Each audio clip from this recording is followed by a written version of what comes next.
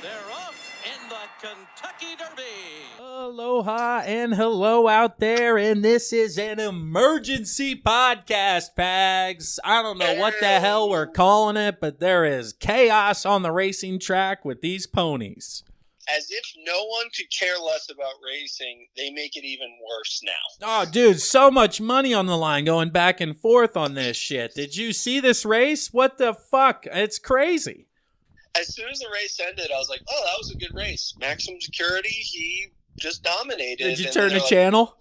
Yeah. Oh, man. Beginner's mistake. Of course, there was the objection. I love the NBC graphic. They popped up right away. I was like, what the fuck's an objection? But clearly it's a thing because that was preset if it was going to pop up. They knew. And this has not happened in 145 years of racing. And it kind of just like blemishes everything. Now there's going to be definitely no shot of a Triple Crown winner because this guy was a 65-1 shot country house that won it. And now it's like, oh, well, obviously Maximum Security is going to come out and fucking dominate at the Preakness. Hot take, man. Maximum Security is not running in the Preakness.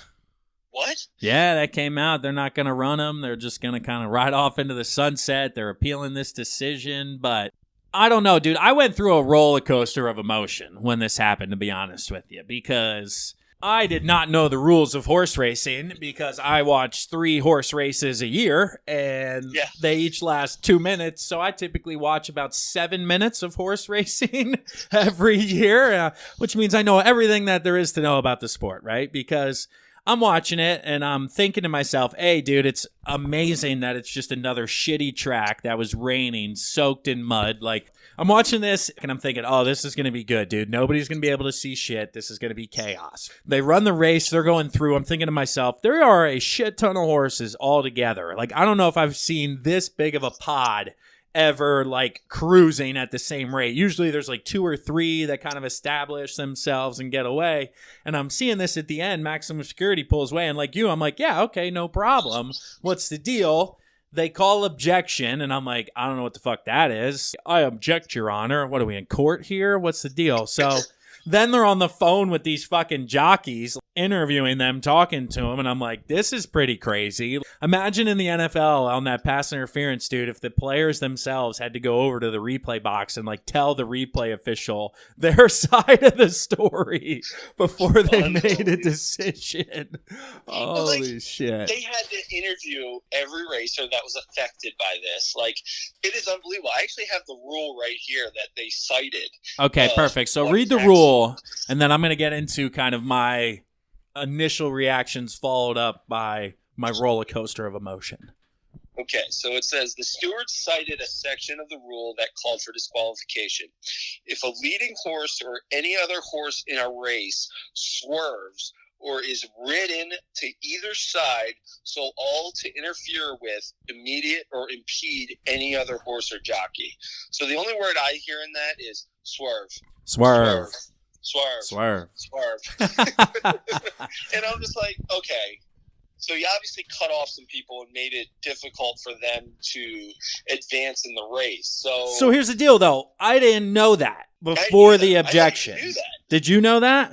I thought you could do anything you want to keep somebody, like in NASCAR, if they freaking cut somebody off. It's like, absolutely, right? So that's where I'm going through. I'm like, what the fuck? These people should be able to do whatever they want as long as you don't get to the road rash. You remember that game on Sega Genesis, dude, where you were on the motorcycle and you were like kicking and punching people? Yeah. I was thinking about that, dude. Imagine if these jockeys could fucking like fist punch each other on these horses and shit. Or they had like chains and they were whipping people with them. That's like gladiator stuff. Now we're talking. But back to the original point was, I'm like, okay, they should be able to cut people off. Like, that's racing 101. I've seen Talladega Nights. You just don't let them pass and you win. So WTF, right? And then they read these rules.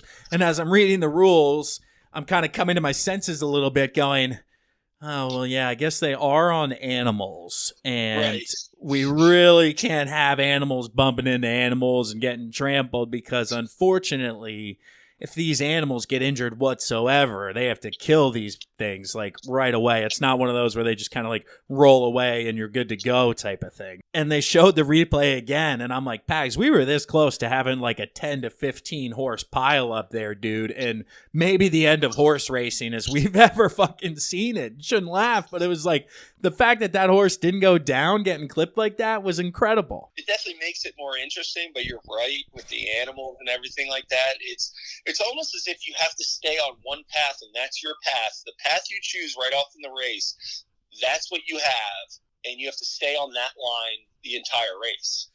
Yeah, or very much veer over the course of a long distance of yards. But, yeah, man, so that's where I was like, oh, come on, they should be able to cut them off, do this and that. And I'm like, oh, yeah, that's right, they're horses. They really shouldn't be able to do that. Yeah, we're making sense here. So, but so, yeah, 65 to 1, man. How about if you would have put fucking $100 down on that, or even $50, you'd be walking away a happy camper. I could only imagine. I thought I had a roller coaster of emotion. Imagine having money on the maximum security since he was the favorite. There was a shit ton of cash being swung there by the judges. The Russian judges, those bastards. A lot of happy people turning into dismay is basically what you had.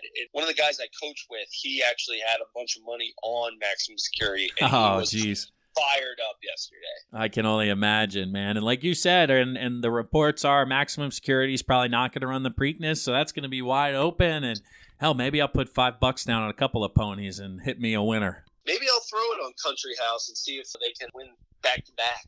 Back to back for Country House. Yeah. I just love how they watched the tape and they're like, okay, he affected this many racers. He goes down to 18th place. It's crazy, like, dude. okay.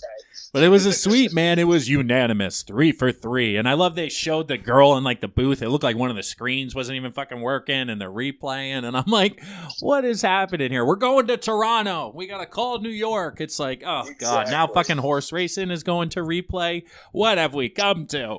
Well, it's like these people are objective because they're from Kentucky and these people are from Philadelphia horses. It's like, oh, God, get me out of here. But, hey, apparently maybe we'll turn this into a 3-part series. We'll give you the Derby, Preakness, and Belmont recaps because the Derby was fucking chaos. Those 22 minutes were a long 22 minutes. Yeah, it was. And I just love that they have coverage for 3.5 hours, 3 hours and 50 minutes, and then at 6:50, they're like, here you go, what you've been waiting for. And 125 seconds later, it's over. Thanks for coming.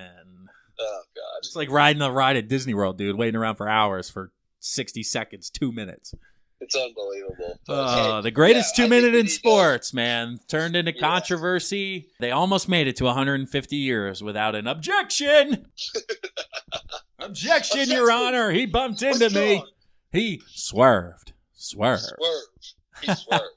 Big Sean Swerve. Thanks for listening out there, everybody. This is Miho with Pags, Too Close to Call, and apparently now we're horse racing experts. We know everything about everything. That's it. So we'll talk to you guys soon.